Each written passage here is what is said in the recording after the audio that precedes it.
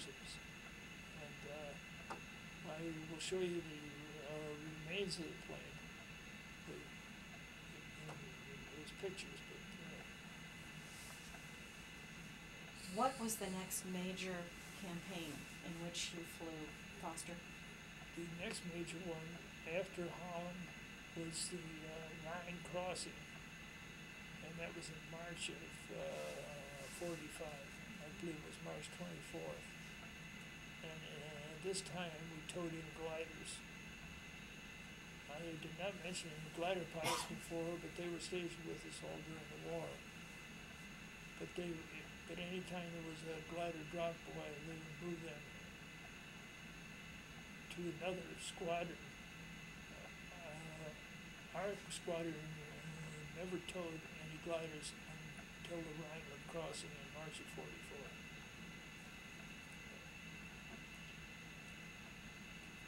And could you describe that mission? Yes, it was actually very uneventful until you got right near the drop zone. That's when all the flak came in, and if you can imagine towing a fully loaded glider, it's very cumbersome in the C-47 to tow a glider.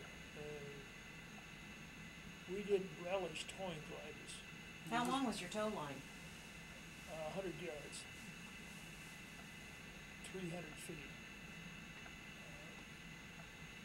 But the planes who came after us, we were in the early stages that the planes that came after us said that they could trace where that they knew they were on their flight plan because of all the C-47s that had been hit and were grounded. But we were among the very first planes in there, so we didn't have any guidelines to go on. But we hit it on time, and everything was timely, and there wasn't that much enemy fire until we got right to, I still don't know how to pronounce it, Wesel or Wesel, W-E-S-E-L, Germany, which was right across the Rhine, right on the other side of the Rhine. But then after that, on the April 6th, that's when we were flying resupply into Gießen, Germany. And I had learned by this time to fly under the weather, over water, and over the weather, over land. But we were insistent, a lot of the guys were insistent on staying in contact, because if you came down in the wrong spot, you might be over enemy lines. You know enough about wars to know that if a line is drawn from here to there, and they say that's the enemy line, that's not the enemy line. The enemy line is like this, and you think you're in your own territory, and you're not. So,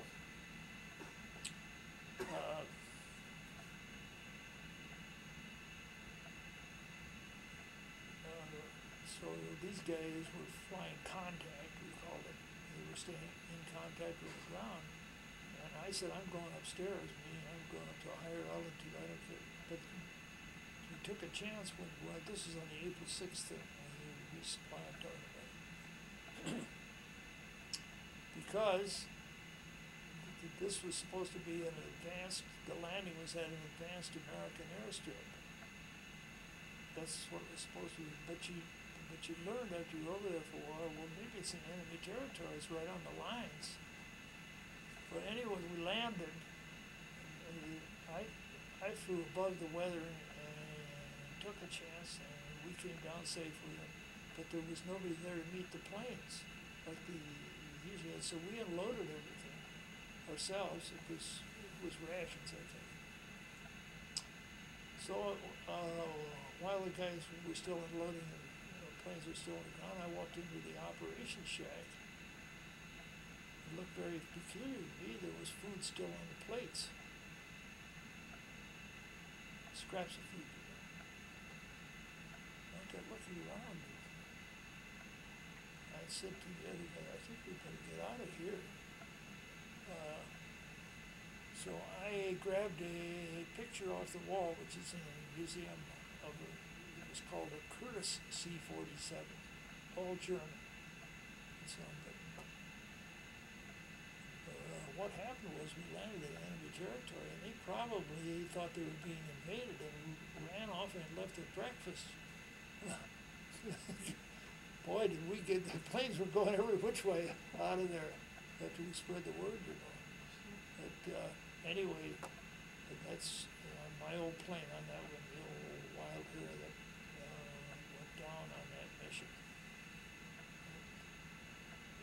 Over near, I've forgotten the name of the town. It was over, it was beyond, it was east of Liège, Belgium. There was a small village over there, but that's the end of it. Describe the mission in which the Wild Hare then went down. This was the high tension wires? Yes, the pilot, Harry Gert, was one of those who wanted to stay contact. And it was dangerous because the weather was bad. It was about 100-foot sailing, and high tension lines are maybe almost 100 feet. And I knew from experience I would take my chances and go up over above the stuff and hopefully land inside our own territory. But he and a bunch of others stayed underneath it. They all had high tension lines, and all 5 planes went down in a very small area there. And then we had to go over and when the 5 planes didn't show, Gaston Heffington, a navigator who was also a roommate of mine, we went over with our commanding officer with some other people to identify the bodies. And Jim Hicks, whose name you saw over there, he always wore a red ski cap. And we found the ski cap that was torn. It was a sad day. Everybody was killed. Everybody. And No this, survivors. and this is the group that meets in This is April the group 1st, that meets ever since then, 1947. to honor those To men. honor those men, yes. And we happened to go over there twice. We went over there in 1999 and 2000, I think it was. And we were treated royally. This takes us up to about, I think we're looking around April or May at this point, 45. We are up to April 45. Very shortly after April 6th, I was transferred into the 316th Group, Troop Carrier Group, and we sailed for home on the 8th of May. In the meantime, I had met a lady over in England when I was still with the 50th and stationed over there. I met her on February 9th, and I proposed on April Fool's Day, April 1st, 1945. Did she think you were fooling with her? I thought I was kidding. I fooled him, I said Yes, Len fooled you. And we were married April 25th. The best man was a fellow by the name of Merrill Smith, who happened to be our operations officer of our squad. And I was scheduled to come home on the 8th of May, and she was scheduled to come home the 12th of May on a bride ship. In the meantime, VE is intervening, and so I was in the bay of Southampton with 2,400 other guys when the lights went on in London, or all over England, on the 8th of May. And my bride, because she was a bride and there was a war still on in the Pacific, and we were scheduled to go just spend a month or two here in the States and then go on out there and finish that one off. And she didn't get over here until February 14th of 1946. So, while everybody else was coming home, my home was over in England. You came back to the U.S. though in May, didn't you? Yes, And yes, the I troop came ship? back. Then I came back and was based over at Pope Air Force Base at Fort Bragg, and stayed there until,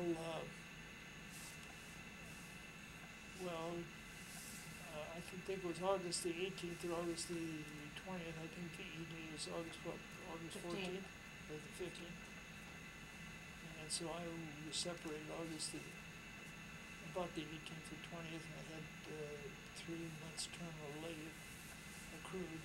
So I'm officially out of the service, I think, November 23rd. And in February, Lynn was able to get to the US. Yes. Foster, you have such wonderful stories. Would you mind telling the story about the Eiffel Tower? I'd be delighted. So if you would recount Eiffel Tower, please. Well, all of us who were flying into this air base, A47, which is now Orly in Paris, we would fly by it. The AFM radio station was on top of the Eiffel Tower, in the upper part of the Eiffel Tower, and we would wave to the guys in there when we were hauling things in and out of A47. And in fact, there was a lot of people who were flying low in Paris, the Paris area. Nobody had flown under the Eiffel Tower, but we all wanted to be the first one. And so an edict came out from Air Force headquarters down to Wing Group and Piney Squadron. I don't have a copy of it, but it said in effect, there will be no more low flying in the Paris area. Anyone caught flying low in the Paris area will be grounded for 6 months without flight pay. Well, I was sending everything home to mother, all my paychecks home to mother. And 6 months flight pay was, I guess it was probably $800 or $900 total, and that was a lot of money in 1945. But I had a crew chief and a radio operator, but especially the crew chief, kept needling me all the time when we were floating. Come on, let's do it, let's get the light. You know, somebody else is going to do it, come on. You see, I'd have been the only one grounded, he wouldn't have been grounded, and the others wouldn't have been grounded, it was all on my name. So anyway, this day we flew into Orly and we're unloaded and so on. He said, come on, he says, this is a good day for it. I don't know. So it happened to be after a rain. I forgot to mention that the weather over there was rarely good in England and across the Channel and northern France all on the same day. It was rarely all 3 elements.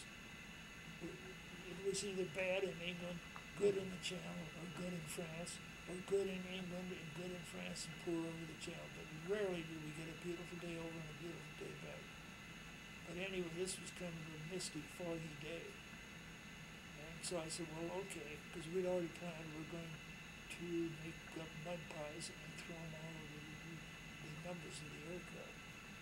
As if that would really do anything, because we were hardened up at the air passage and flake off, but we thought we'd got to do something. So we made the mud pies and threw them all over. Then I went first a step further, just in case somebody saw the wild hair. We threw mud all over that too. And then we, besides that, our squadron number that was about this big, right on the nose of the cockpit, was 2R. So all the planes in our squadron had a 2R. But I figured I could handle that because that could easily be confused with 18 or 20 other planes. But it was the numbers that were the key thing, plus the wild hair painting on the nose of the aircraft. So we made the mud pies and threw them all over. We taxied out and we took off, swore everybody to secrecy. And there was nothing to it, really. I mean, the Eiffel Tower, the spread of it is, I paced it off more than once, and it was approximately 240 feet. It's enormous. It was, about 80 yards, my lord. And if this was 80 yards, then it was about 125 feet high at the peak. But you couldn't fly at the peak, and you couldn't fly on the ground for free and hit somebody. So I got up about 25 feet, so the props would be out of the way of any harm. There was nothing really to it. But anyway, we had to swear each other to secrecy, and everything went fine. These guys didn't say anything to anybody else in the squadron, and I didn't say anything, and nothing was ever said about it. Couple quick questions. Well, yeah, Was there anybody around? I mean, were there people on the ground? yes, there were, I didn't see very many of our people there, but I saw quite a few French people in cities and so on. 5 years later, get this now, I'm going through the Kansas City airport, and I run into my old commanding officer, Joe McClure, and he's flying for Braniff.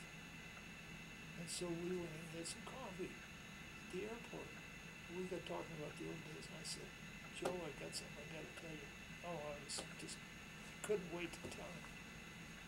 And I told him just what I told you only I had, and you didn't know a thing about it, did you, Joe? Right. He says, I knew all about it. Yeah, of course he did. I said, but you didn't do anything about it. He said, well, I wanted to do the same thing, but you had more guts than I had. But the point is, he didn't mean courage guts, he meant that he was a squadron commander and he couldn't get away with it, that's all. And I was a duty pilot and I could. And I think that was one day he wishes you were a duty pilot instead of a commanding officer.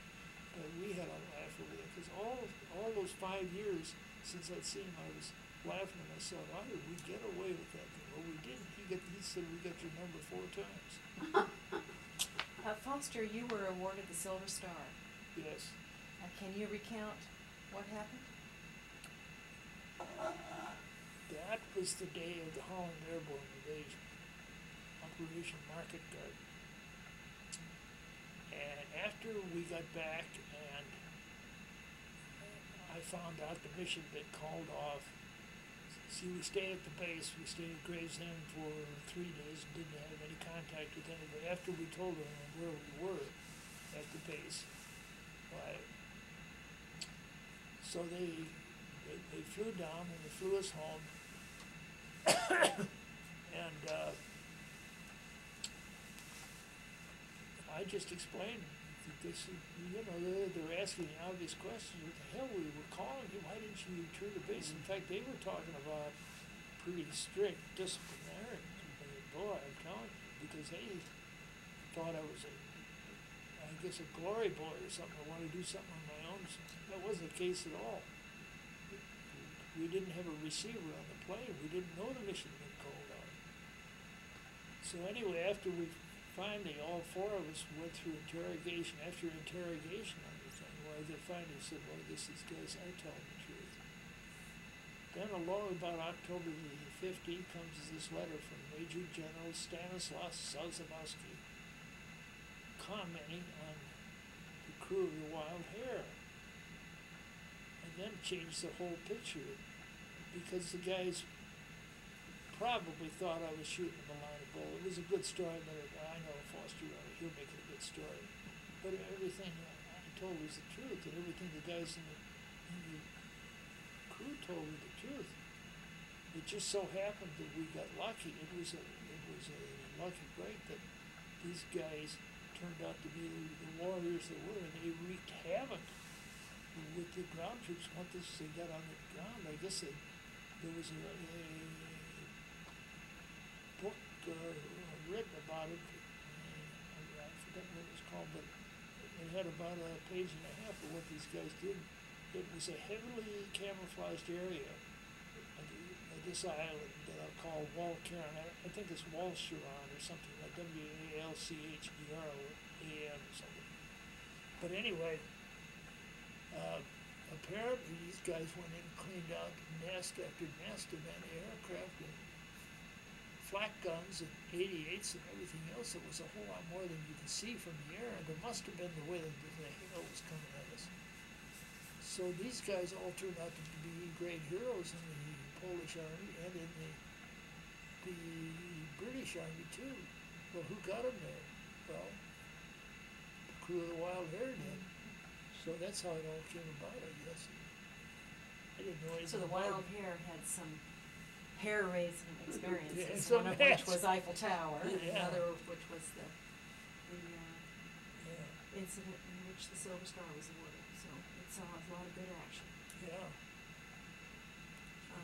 Foster, this has been a complete delight, your enjoyed stories, talking to you. well, your stories are wonderful, and your experiences are remarkable, and very much appreciated. On behalf of the Augusta Richmond County Historical Society and the Library of Congress, and a very grateful nation, thank you very much for your service during World War II, and also thank you very much for spending time with us to recount and capture your memories. Thank you very much, Jan, for asking me. I appreciate it. What you see here is an actual map that we used on D-Day. As you can probably see, it has a message over here from Eisenhower, and every member of the invading force, whether it was by air or by sea, all got one of these. And there he explains the importance of the mission. The world has been waiting for this day, and so on.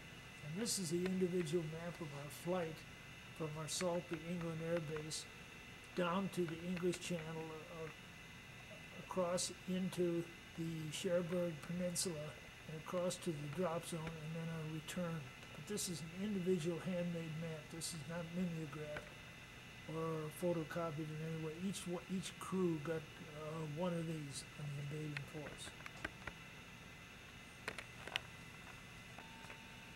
Okay, this is a letter of congratulations to everybody in the 52nd Troop Carrier Wing. The letter is written by Major General Stanislaus Sazabowski to General Clark, the commander of the 52nd Troop Carrier Wing.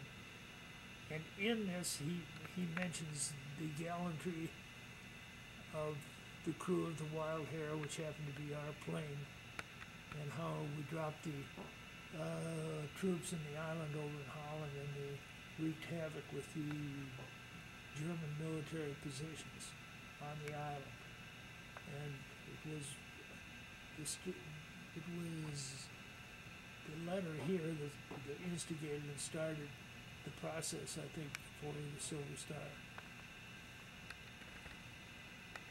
And this is a picture of a group that meets the first Sunday of every April in a little village southeast of Liège, Belgium, where we lost 5 airplanes on April 6, 1945, because of foul weather flying conditions. They flew into some high-tension lines and trees in the forest.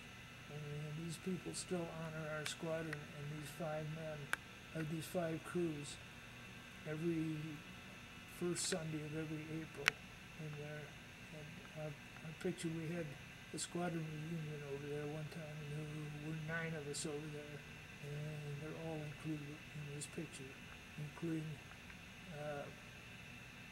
the ones honoring one of my roommates who was killed in the action that day. This is a letter from the curator of the Airborne Museum in Sainte-Mère-Église in France. My uniform is on display there. The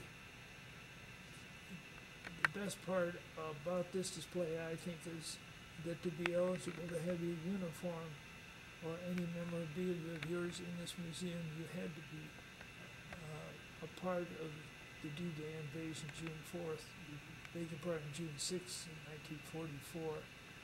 And because I gave them my uniform to put on display, they give all exhibitors that they have an honorary medal that shows paratroopers dropping down on the streets of Sainte-Mère-Église with the church in the background, where an actor by the name of Red Buttons played the part of John Steele, who was the parachutist that was hanging on the outside of the church steeple as the invasion went on.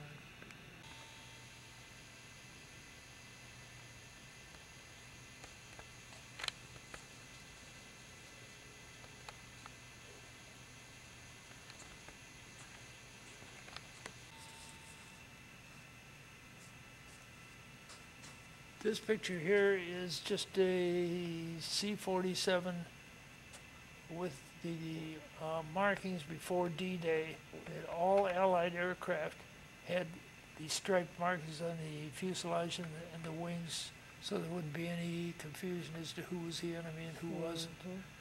And this is, Come down, straight down then. What's the next one, Foster? Right here. these are pictures that were taken over near Liège, Belgium, in the area where they have the annual meeting on the first Sunday in April. How about, Here is the remains of an airplane I once flew. That's the wild hare, and it's now a hunting blind that they use over there every year. The hunters do. let me get a close-up on that. Wow. Oh, wow. What's the orientation of that fuselage? Is that the nose up, or how? The nose is gone off the airplane. Is the nose? Oh, but, do you mean on this one? yes. That is right behind the crew chief's seat. I've got glare. Let me scoot her. Okay. Okay. It's I got it. actually, but this is not the same airplane. This is another plane. This was not the tail of the wild hare. Let's see. So is this what you're saying? Is this the tail? Where did that picture go? Is this the No, tail? this is the main part of the fuselage right here. Okay, I got you. There it is.